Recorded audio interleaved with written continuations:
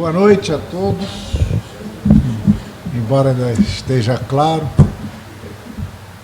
é com grande satisfação que o Clube de Engenharia recebe, nessa tarde e noite, o arquiteto Ronaldo Foster Vidal, para nos falar sobre avaliações de imóveis histórico-culturais pelo custo de oportunidade. Eu espero que essa palestra seja útil a todos quantos militam nesta área.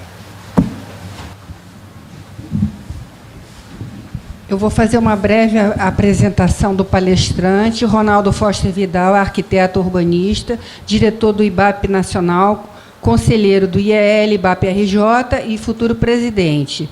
Recebeu o prêmio especial por trabalho de avaliação de imóveis históricos culturais concedido pelo Fraser Institute no Congresso de Miami. E é membro do grupo da ABNT 14.653, parte 7, que trata de avaliações de patrimônio histórico. Obrigada a todos. Bom, boa noite a todos. Eu agradeço a presença do senhor presidente. Paulo, tudo bem? Vamos em frente. Vocês... Obrigado, hein, Paulo? Aqui. Tchau. Bom, feita a apresentação, eu vou iniciar, antes de entrar no PowerPoint, explicando a vocês que esse tipo de painel é feito nos Cobreaps. Como está escrito ali, Cobreap agora esse ano foi em Minas Gerais. Depois da apresentação, eu vou até apresentar umas fotos lá do Cobreap e dos congressos.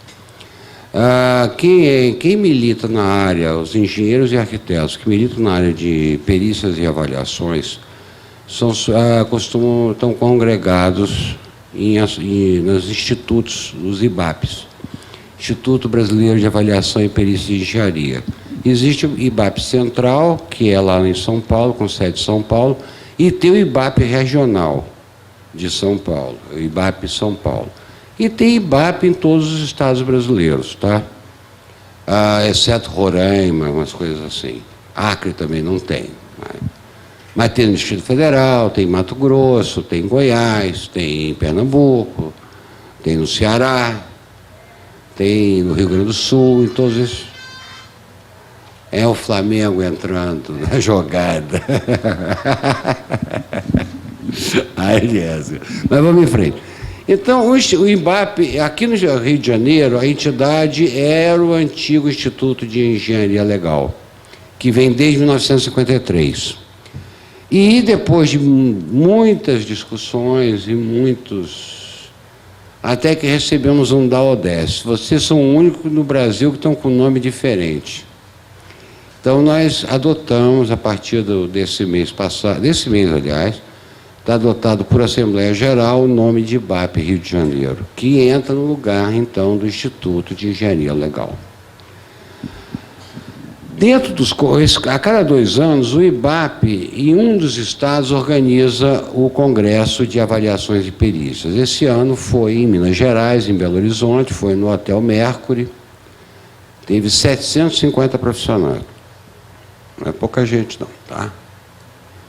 Vai muita gente, porque tem muitos painéis, muitos trabalhos apresentados, muita troca de informação. E um dos painéis da parte de avaliação foi esse que eu participei, que é a avaliação de imóveis histórico-culturais. Fomos 3 pessoas participando desse painel. Eu, a professora Maria dos Anjos Ramos, de Portugal e Espanha, ela também é professora na Universidade de Valência, na Espanha.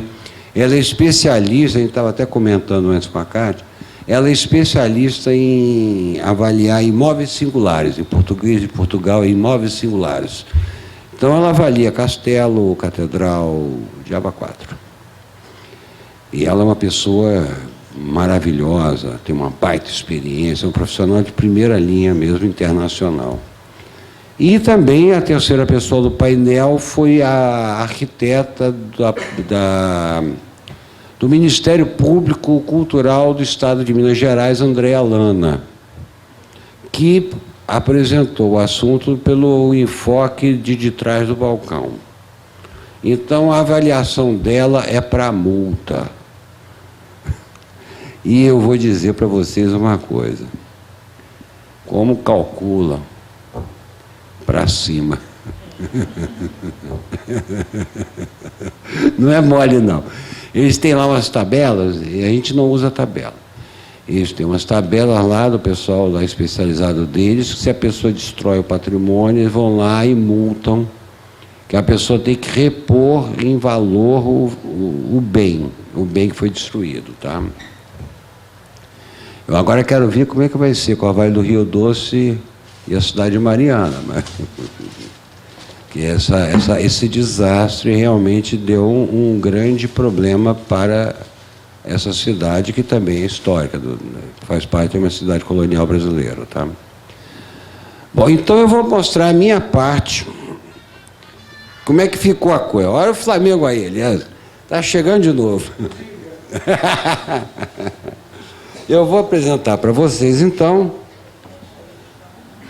essa minha parte do painel, que tem a ver com a parte mais brasileira de negócios. Quer dizer, é olhar o... Tudo bom, Rubi?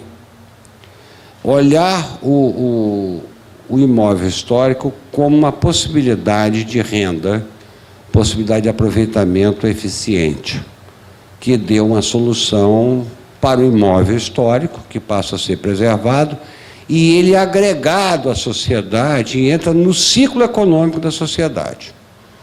Eu acho isso muito importante. Todo mundo olha para mim como se fosse... Eu fiz a parte 7, que é a norma de avaliações, a 14653 da BNT, tá? Eu participei da revisão da parte 2, que é imóveis urbanos, e fiz a parte conceitual bastante da parte 7. E de cálculo também, porque eu era o único arquiteto do grupo, o resto era tudo engenheiro. Então, o que eu posso dizer para vocês? Para mim, o pessoal que é purista, vamos dizer assim, do IFAM ou do patrimônio estadual, me olha como se eu fosse um pouco um lobo mau. Mas não é isso. Eu acho que é importante, para o próprio bem do imóvel tombado, que ele seja aproveitado de modo eficiente na sociedade. Não é que você vai destruir, pelo contrário, eu sou preservacionista, tá? Eu quero que ele fique com o aspecto que ele deve ter, como era no passado, tá? Mas eu acho que ele tem que ser agregado ao ciclo econômico normal da vida das pessoas. E é basicamente isso que foi a minha intervenção nesse painel lá em Belo Horizonte esse ano, tá? Que eu vou começar a mostrar agora para vocês. O painel era avaliação de patrimônios históricos.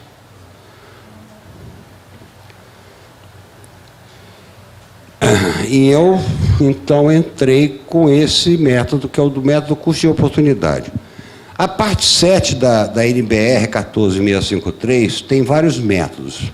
Aliás, todos os métodos mais sofisticados de estatística, que não eram englobados nos outros itens da norma, foram englobados neste, tá? Que é a parte 7.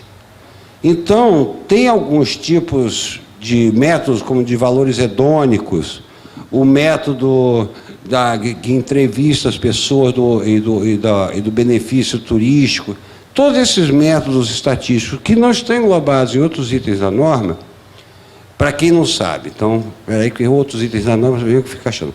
A NBR 14653 tem 7 partes. A parte 1 são os conceitos gerais. A parte 2 é a avaliação de imóveis urbanos. A parte 3 é a avaliação de imóveis rurais. A parte 4 é de empreendimentos de base imobiliária, como, por exemplo, hotel, shopping, hospital, tá? A parte 5 é a avaliação de máquinas e equipamentos. A parte 6 é a avaliação de recursos naturais. Minas, florestas, coisas assim. um lençol d'água que possa ser água mineral, uma fonte de água mineral, coisas assim. E a parte 7 é exatamente de imóveis histórico-culturais, tombados, preservados, essas coisas. Imóveis fora de padrão e que sejam de cunho cultural, que estejam dentro da legislação de tombamento, tá? Então, dentre os diversos métodos, tem esse método que é o de custo de oportunidade, que eu apresentei no painel. Por quê? Porque eu acho que no momento atual do mercado imobiliário é um método que é muito usado para empreendedores, para pessoas que vão ver a viabilidade econômica do aproveitamento do imóvel antigo, tombado. Tá? Então, vamos apresentar agora o PowerPoint. Isso aí que vocês estão vendo é no Rio de Janeiro, todo um trecho do Catete que está preservado, por legislação especial do município. Aqui em São Paulo, no centro de São Paulo. Tá? Aqui no centro de Belo Horizonte.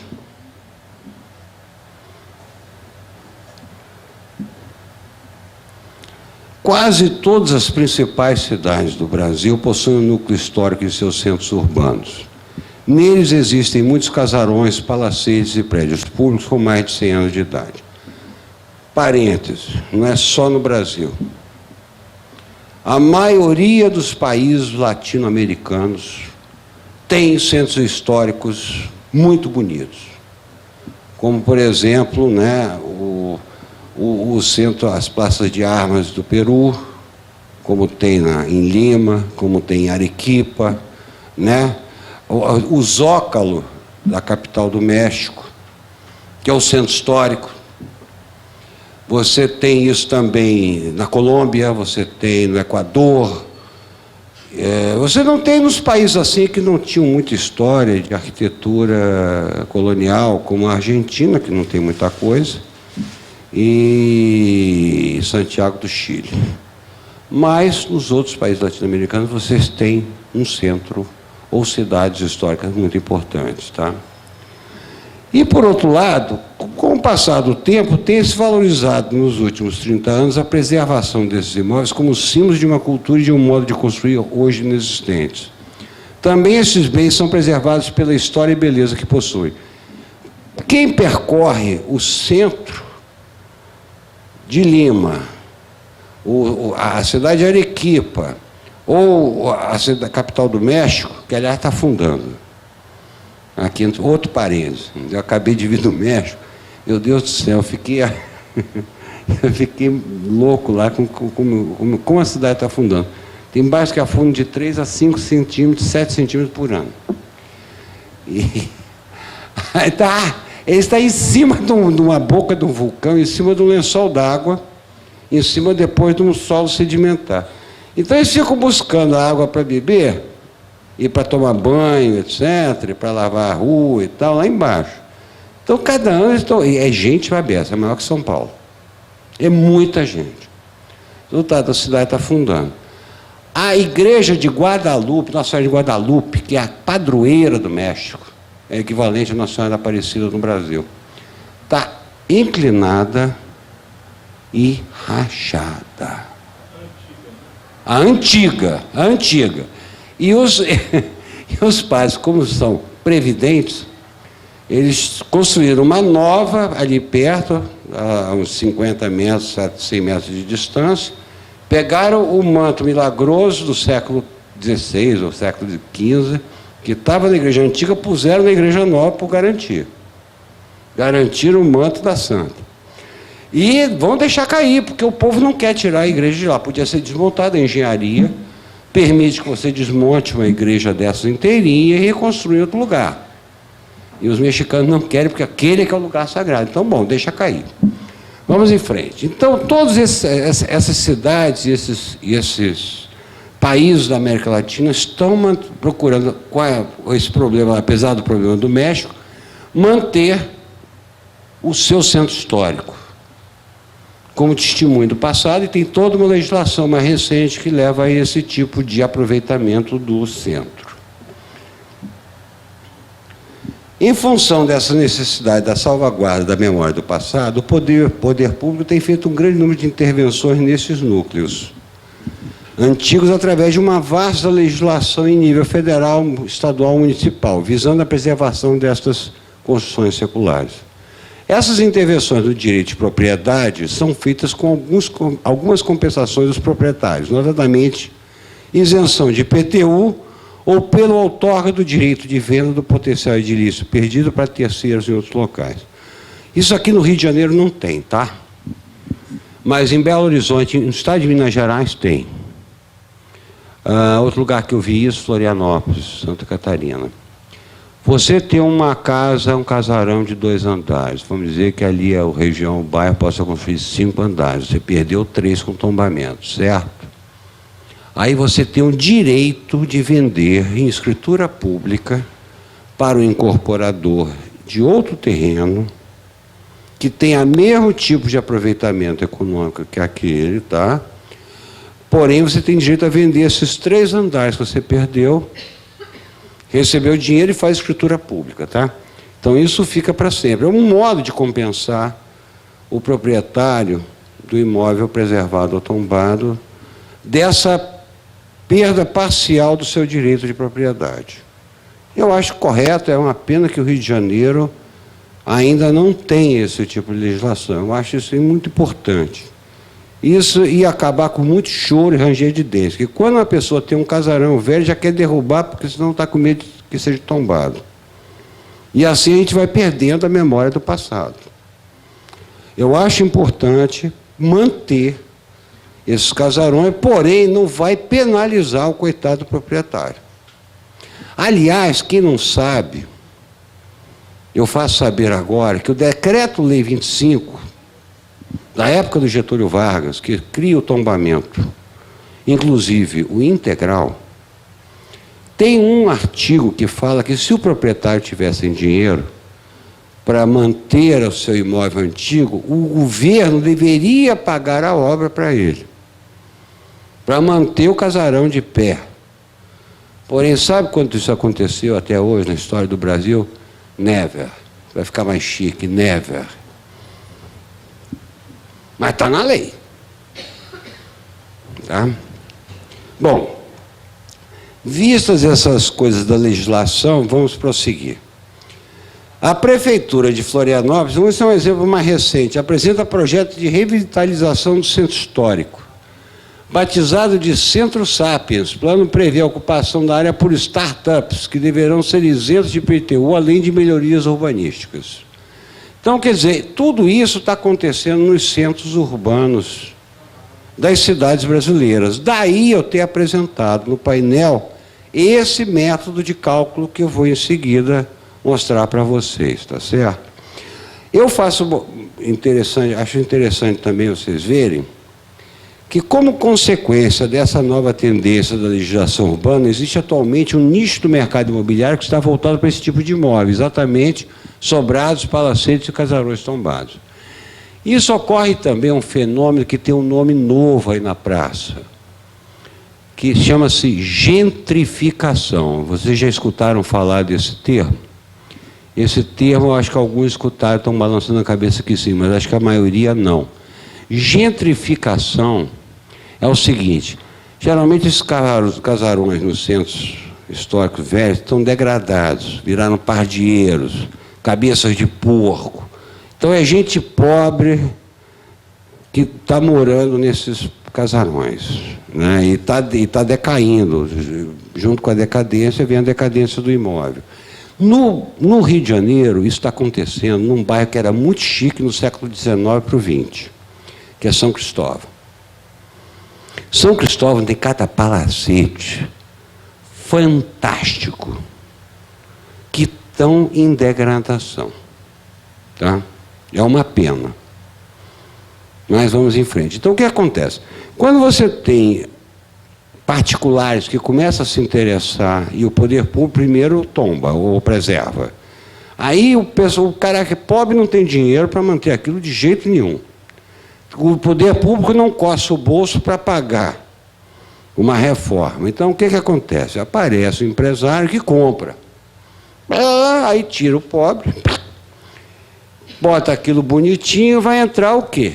Classe média para cima, que vai morar ali ou que vai usar aquele imóvel. Então, esse fenômeno chama-se gentrificação da região. É um termo estrangeiro que está brasileirado, né? Mas que designa esse tipo de mudança social nos centros urbanos, tá?